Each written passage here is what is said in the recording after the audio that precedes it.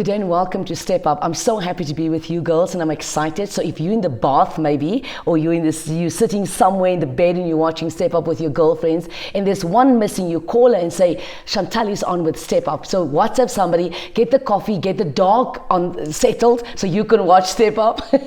Get everybody settled because we've got an amazing program again today. With me, I have an amazing woman and I met her through a friend. This friend is now introducing me to a lot of other girlfriends.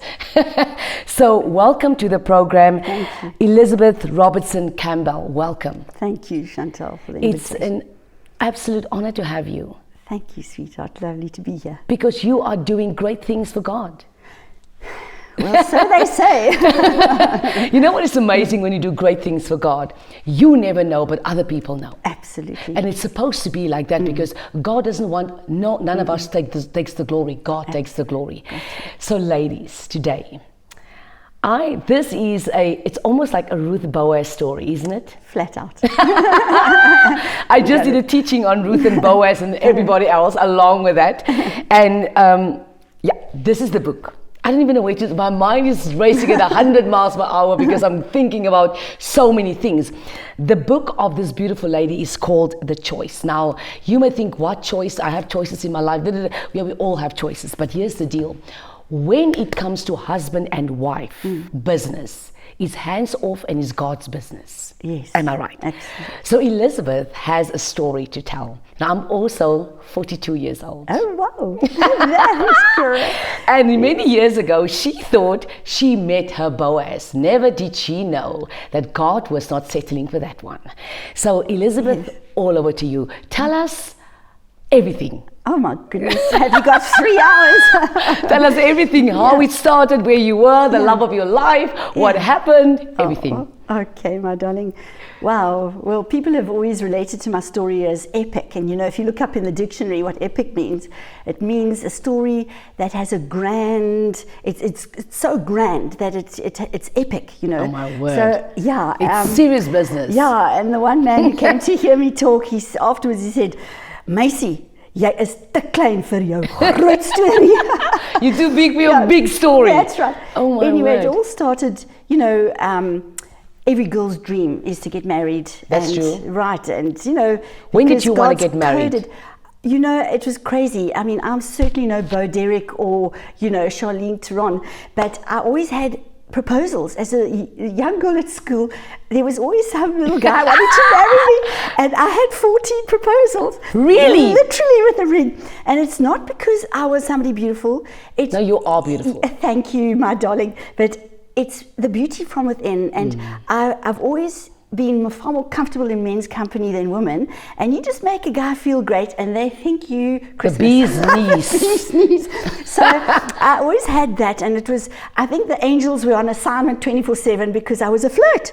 So of course I had all these guys and I had the pick of the rank. So I thought I'd get married quite early in life. Well, little did I know that your marriage partner is the it's most important decision that you make after giving your life to Jesus. That's true. Because a marriage can sink your calling big time if you are not.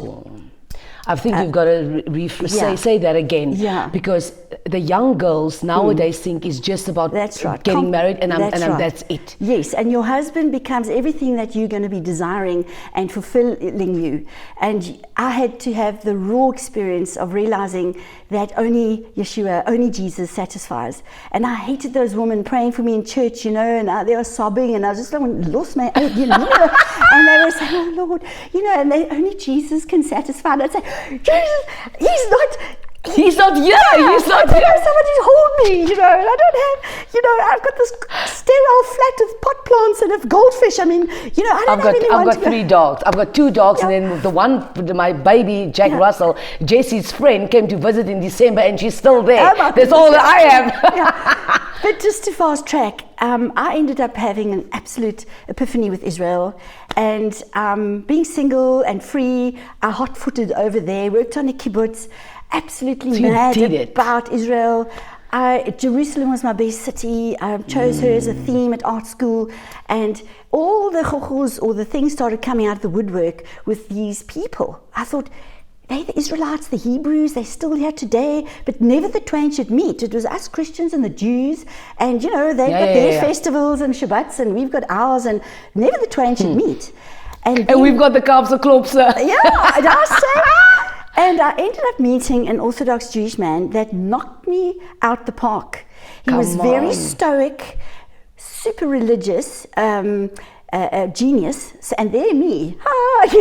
This I'm not an intellectual. I'm way out free-spirited artist, but he couldn't understand what made me tick. Why did I love his people? Why did I come to live in Israel, work as a volunteer for nothing, be treated like people? A lot of the Jews don't understand us. They think we're there to just sock them with the gospel and convert them. But I was working for the International Christian Embassy, doing the artwork for their Feast of Tabernacles, where thousands of Christians used to come and celebrate, So we had this relationship. All my friends were warning me, saying, Elizaberth, love is blind, but your neighbors ain't. You're falling for this guy, And I was like, no, we're just good friends, Anyway, what happened is that he ended up discovering who Jesus was. And this was, like, we call it good news, but for a Jewish parent, it's not good news, because Jesus to them is not the Messiah. He's the God of Easter and Christmas and Sundays. Where does he relate to them? Nice. You guys are a Jewish guy that became a Catholic and a Christian, so leave us alone. Yeah. So and then I ended up discovering my Hebraic roots. I was thinking, oh my goodness, everything that Jesus is coded in the festivals of Israel. And the church hoofed them out. So, of course, he came to know who Jesus was, but in his Hebraic context. I started putting on Jesus back into his culture. Chantal, I thought I was going mad. Because I was now in love, I thought I was losing the plot, My parents having a fit, because now I was wanting to convert to be with we were in love.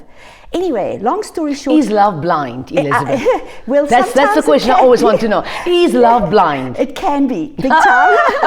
And you can be very deceived. And your hormones can come in. And you can think, my goodness, this is the guy. Meantime, he's not. So there's a song many years ago. I remember this because I'm on radio as well. And I remember because my brother is a big fan of Elvis Presley. And there's a song Elvis used to sing. She walks like an angel. She talks like an angel, but she's a devil in disguise. You got it. You got it. Flat out. But anyway, so I ended up being I was deported because his family were devastated by this wild thing from Africa. I mean, get her out of here. You know what? Yesterday. I turned their family upside down because he was their blue-eyed boy. Anyway, so I was deported I forgot to renew my visa, and being in love and nothing was important. They got me on that, so I was deported, leaving my heart behind, shredded, thinking, God, how could you show me a people and a nation and a city, all yours, give me this incredible education and kick me out? Is this the kind of God I serve? We don't understand that God's got a far bigger plan with our lives than our understanding at the time. And it was a setup because I needed that education. Anyway, the long and the short of it was I was converting to Judaism. The fleece was, Father, if your desire is for me to embrace Judaism and come under the law, be a Jew to a Jew, to a Greek to a Greek, to win all men, I'm willing to. But I knew it was going to be a radically huge challenge to me as a free-spirited person to now wear dukes and, become an Orthodox Jew. But I thought, God, if it's your will, for your people's sake, I will, like Paul said, I wish that I lost my salvation for the sake of my people. You just so want them to come to know who he is and what it's all about. Anyway, long and the short, the fleece was that I'd never deny Jesus. And so I thought, Father, if it's your will, that I won't need to answer that question. Chantal, I studied for 2.5 years. I became the best little Jewess in Sea Point. I was studying at the Murray Road Synagogue. The Orthodox Jewish people, they loved me because of my passion. Because, religion in Judaism is meant the old people. And it loses its appeal for the young because it's very strict. Long and the short of it, I got 48 hours before my wedding day. And Aaron came out before cell phones and, Skyping, so letters, writing. It was the most amazing, romantic thing. But no contact for 2 years other than letters and phone calls. He arrived to get married. How did you cope?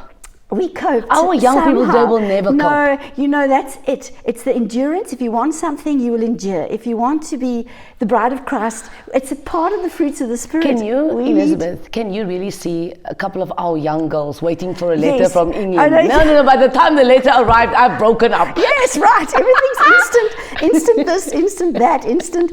But unfortunately, we have to run the gauntlet with God. Oh my gosh. And Anyway, and then he ended up coming, and all the rabbis were duly impressed because they could tell what caliber of man he was, incredibly learned, and knew his Bible backwards. So they were like, oh, this is a match in heaven. They knew my passion for Israel. And you know what? The Jewish folk always know that there's a Gentile in the mix for redemption. Like Boaz and Ruth. I mean, she was a Moabitess. Yes. She came alongside the Jews. There was Rahab. She was a prostitute. Yes. And she ended up marrying one of the spies. I think it was Yes. Joshua. So there's always, so they were very interested in the synergy. Anyway, the long and the short of it, I was just going to the mikveh, which is a baptismal. When you say you go under, you get immersed. They say you get born again, and you rise up as a new person, like born again, and you get your Hebrew name, and you become an Israelite. So it's a very serious process. And we were just going there. I'd answered all my exam questions. I floated through there. The rabbis were like, "This is a phenomenal young woman." I mean, now you get me. I was 28 then. They thought the one said she knows more than my wife. You know, like you get this. Word. It's like God made a mistake. Get them married. And anyway, before going to the mikveh now, which is an all-women ceremony where you go under naked in the water, and you've got to remain there for a certain amount of time to get water touching every part of your body, and you die to your old life. This is baptism. Yeah. So it's a very Jewish thing that we've like sort of embraced, but it's actually flat out Hebraic. Anyway, so as we were going there, the rabbi who'd been the leader of the meeting between all the other rabbis and ourselves and meeting Aaron, because it was like a rushed process now. This was like out the box reunion, you know, marriage. And so as we were all getting up, the rabbi who was my tutor and best friend, like a father, he said, "Elizaberth," he said, "you know how much I love you." He says, "There's one more Ishima girl we have to deal with." He said, and Aaron stood on my foot under the table and looked at me like this, as if to say, "Oh my God, what's coming now?" And he said, we love you, I love you, and we're going to miss you when you go back to Israel." He said, "But I have to ask you, who is Jesus to you?" Well, the silence was deafening. Aaron jumped to my defense. He said, "Excuse me, what has Jesus Christ got to do with this?" Because according to the halakha, pointing to a set of law books on the rabbi's shelf, he said, which is the law, the oral law, where is any convert required to deny Jesus Christ? And he said, "You have a point. There's no law, but we have to know who she thinks he is, because you can't have the both. You know, because for a Jew, Jesus, the tragedy, Chantal, is that he is so toxic to a Jewish person's mindset that they are not for them. They won't bury you in a Jewish graveyard if you have tattoos or if you believe in Jesus. Now, this is what God is going to try and do, is blend his family. How on God's earth are we going to win our Jewish brothers over to this Jesus that is all theirs? The winds have changed, my sister. The winds have changed. That's why it's time to favor Zion. And anyway, my story was like a foundation. that it's time to favor Zion. That's right. And he's wooing his people back, you see, because Jesus has to put on his Gentile, his Jewish identity. He had a Gentile one for 2,000 years, and we've gleaned. There's been a grafting into the kingdom, into the Israel, because if we get grafted into the olive tree, we become Israel, right? We are part of Israel, spiritual Israel. So as we come in, my story has become a basis. Our forbidden love story then has become the love story of the hour for now. It's time that he's starting to bring us together, and that's why God's ancient paths are being a way that we can start dancing together.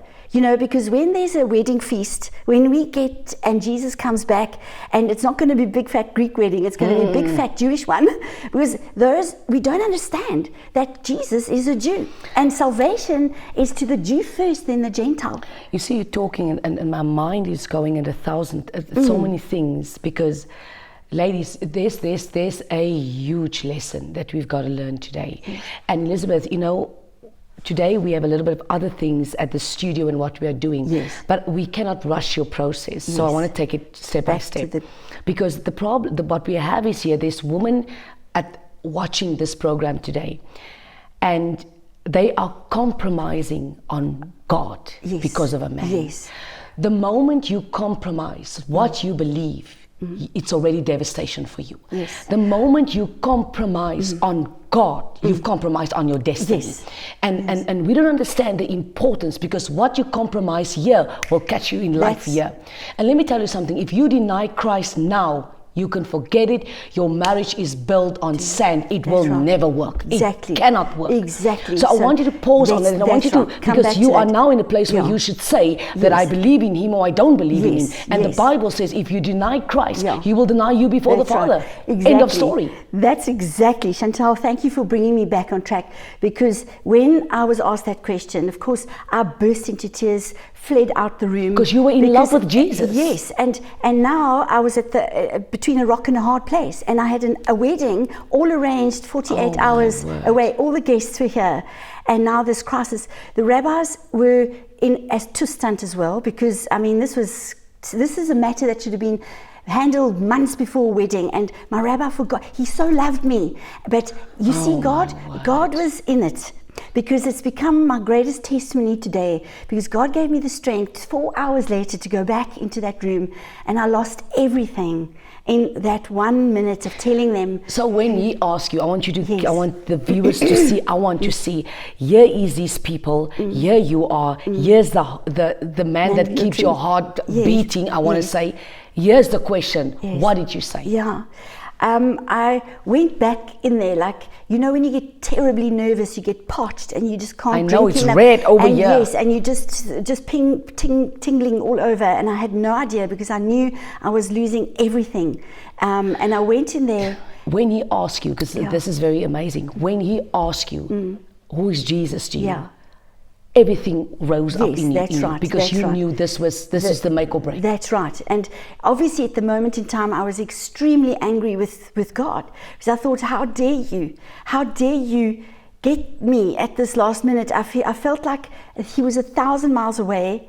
I couldn't feel him. And here you are alone. And yes, and what was, and then of course the devil comes roaring around. You can just imagine, like, oh, this is the kind of God you serve. You know, he gives you this love of your life, and then he rips it away, and just deny him. What have you got left then? What are you gonna? Whoever is gonna love you like this? And God's people, you're gonna be finished. You'll never meet it. And it was like my Gethsemane, you know. Yay. And I literally had to say, Father, help me do your will, you know. Help me do your will. And I went back in there, and my goodness, there were 5 rabbis in the beginning, and when I got back in there were only 4. Because the one who wasn't coming, he said he didn't want to see a girl sell her soul. And anyway, I went in there, and I hadn't planned it. I mean, I wasn't like, no, I want to do this and that. You know, I mean, I was so shredded. And I asked them if I could go on my knees, because for me this was such a holy moment. And Chantal, the prophetic, rose up in me, and I just the strength, all of it, after being like a rag doll in absolute shreds, I rose up, and I thought, you know what? It was probably the Lion of Judah rising up in you. I felt it. I almost like cracked my voice. I was so, you know, and I was able to say, with the conviction of every piece of DNA in me, atom. I said, Jesus Christ is the Son of God, and he died for you, and you, and you, and you. And I just said, and his blood atones for the world's sin. I said, that is who my Jesus is. And I just on the floor in catatonic tears, and there wasn't a dry eye in that room. The rabbis were arrested with the presence of God. And you will not believe what the rabbi said to me, who asked me the question. They don't touch other women, you know. He held me like I was on the floor. He scooped down where I was being rocked by Aaron. He just didn't know what to do. And he said, Elizaberth, he said, what you have done here today, he said, my girl is so noble. And just as you said, Chantal, he said, didn't your Lord say that if you deny him in front of God, he will deny you? If you deny him in front of people, man, he'll deny you in front of God. And he said, my girl, I'm going to keep my eyes on you, because you've got a gift, and it's called faith. And he said, God's going to use you mightily. He said, maybe your job is to go back to your people and teach them of your Hebraic roots. And you know, at the time, I just wanted to smack his lights out because I didn't want to go back to my people. You know, I was wanting to go like Ruth, your people, my people, your God, my God. I was going back home to Israel, to Jerusalem. You know, I'd become an Israelite in my spirit, in my head. So now what? And it was annulled. Everything, my life was cancelled in one day. And I was suicidal for months. I wasn't allowed to drive a car. I wasn't allowed in the kitchen on my own. I wanted out. And I just thought, God, I'm screwed over by you. I don't want it. I just don't understand. And you know, one day, hope came in the form of the most amazing thing, because I decided to kick these people out of my life. Israel, Jerusalem had become such a part of me.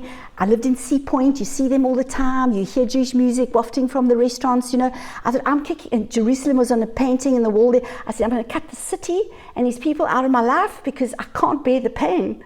I just can't bear it. And I made a silent declaration. And after that, Chantal, I started stammering. My friends were anxious. They said, Liz, you need to go for therapy. You're falling apart. I couldn't string sentences together. I didn't know which was my right hand. I couldn't paint anymore. I didn't know which hand was left or right to eat.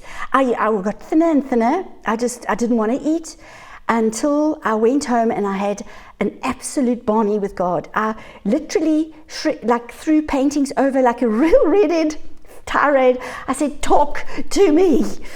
And I just played Russian roulette with my Bible and I said, speak to me. You know, and you flop your Bible open and talk, God. And you won't believe what happened. It went to Psalm 137 and it had been highlighted in green Koki pen. I had put it there. If you forget Jerusalem, may your right hand forget its skill, God. And may your tongue cleave to the roof of your mouth. And I said, God. And I just knew in that instant in time, God he healed my heart.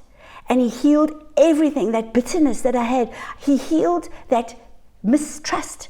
And I knew he had a plan for my life that it was worth trusting him for. And that's why the subtitle of my book is A Woman Who Dared to Believe God.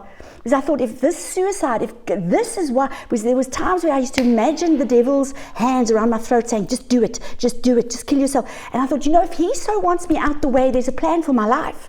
If you felt suicidal, no, there's a plan. Because he wants your destiny over. He wants your purpose annulled. So I can just say to you, stay strong and believe God will come through for you. Because today, guess what happened? Oh my word. God said he's the matchmaker.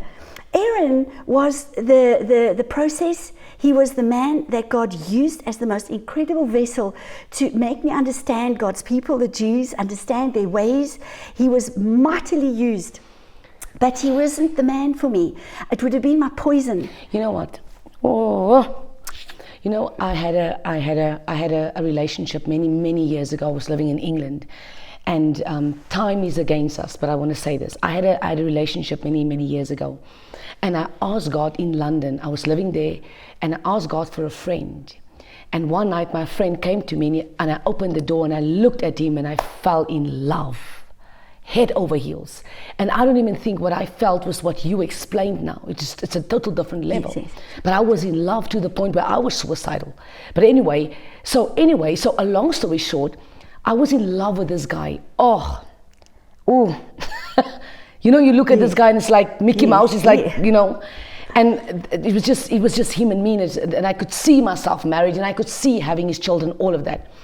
And then for 2 years, I prayed for him, my husband, and I believe he was my husband. And then after 2.5 years, I said to God, but why on the floor? Why am I not married? And I was sitting and I was crying, and I said, my only prayer for 2 years was, Daniel, why am I not getting married? Because I'm going to leave this country. Look at what God said to me. You never ask for a husband, you ask for a friend. Oh my goodness. And I gave you a friend. Mm-hmm. And in all of this time, you were so busy listening to yourself, you could never listen to me. Yeah. So we're gonna end today's program by saying, Marriage is God's business. Marriage is God's contract. Marriage is God's department. In that department, you don't mess. You wait on God's timing. I cannot even believe our time is up. But I want to assure you, what we're going to do is, this is only the beginning of there is so much to this woman's story. There's a love story after this. While this restoration has now taken place, there's a new love story that is starting. There is a book that started, and oh boy, there's a movie that started out of her life. So there was purpose in your pain. Absolutely. Oh my God. Yeah. There was purpose in your pain. Absolutely. What do you want to bless the viewers with today? My goodness, just to say that when you stand up for God and you do not compromise and you have the guts to endure and just wait, and for those who wait on Him will renew their strength, and you'll rise up, and there's such destiny in waiting on Him, because He's the ultimate matchmaker. Because I ended up marrying my publisher, and if it wasn't for Jamie, there would be no book, there would be no movie, because I had to marry that particular person on this planet. And because that connected you to destiny. For the destiny, nobody else could have carried this vision other than this man that I married. So he's the ultimate love story matchmaker, and I would say to you, trust your God. He knows exactly what you need. He knows the glove for your hand, and don't compromise, girls. Trust your King. Yeah. May God bless you. Thank you, Elizabeth, for coming. Until next week, ladies, see you soon. God bless you.